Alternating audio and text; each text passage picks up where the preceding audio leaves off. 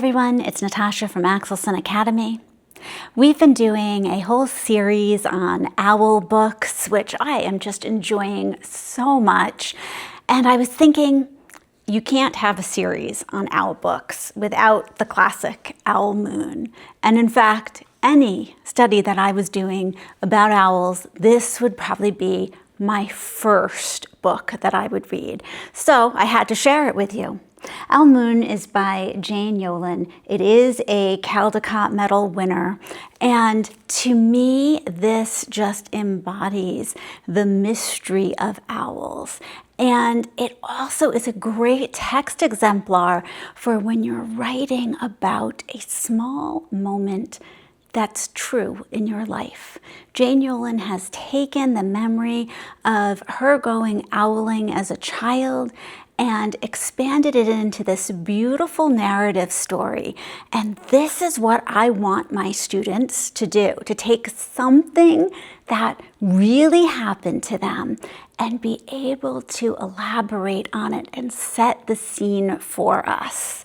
So this is a great exemplar text for you and just a wonderful book to kick off the beginning of a study on owls.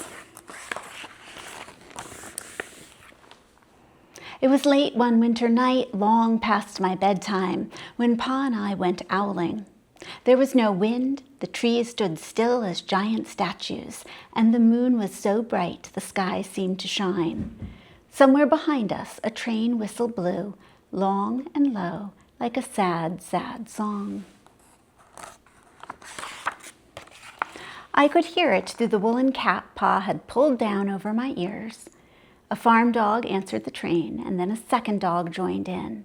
They sang out, trains and dogs, for a real long time.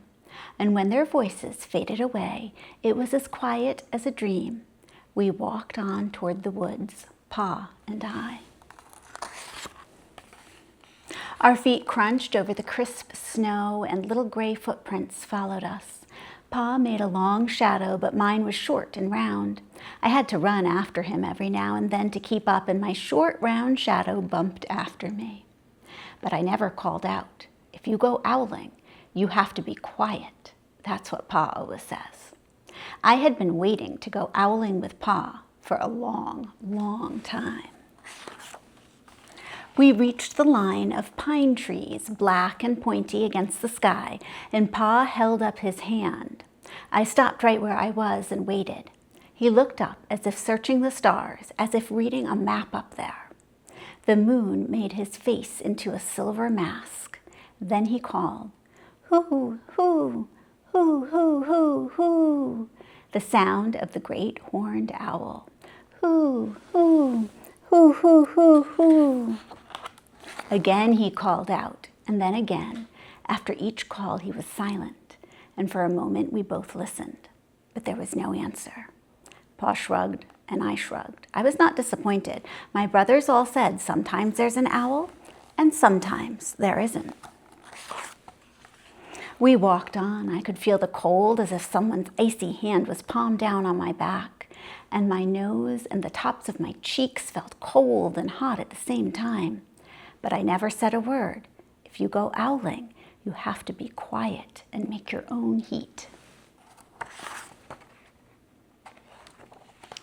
We went into the woods. The shadows were the blackest things I had ever seen. They stained the white snow. My mouth felt furry, for the scarf over it was wet and warm. I didn't ask what kinds of things hide behind black trees in the middle of the night. When you go owling, you have to be brave. Then we came to a clearing in the dark woods. The moon was high above us. It seemed to fit exactly over the center of the clearing, and the snow below it was whiter than the milk in a cereal bowl. I sighed, and Pa held up his hand at the sound. I put my mittens over the scarf over my mouth and listened hard.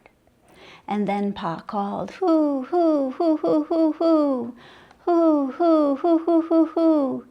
I listened and looked so hard my ears hurt, and my eyes got cloudy with the cold. Pa raised his face to call out again, but before he could open his mouth, An echo came threading its way through the trees. Hoo, hoo, hoo, hoo, hoo, hoo. Pa almost smiled. Then he called back, hoo, hoo, hoo, hoo, hoo, hoo, just as if he and the owl were talking about supper, or about the woods, or the moon, or the cold. I took my mitten off the scarf, off my mouth, and I almost smiled too. The owl's call came closer from high up in the trees on the edge of the meadow. Nothing in the meadow moved. All of a sudden, an owl shadow, part of a big tree shadow, lifted off and flew right over us. We watched silently with heat in our mouths, the heat of all those words we had not spoken. The shadow hooted again. Pa turned on his big flashlight and caught the owl just as it was landing on a branch.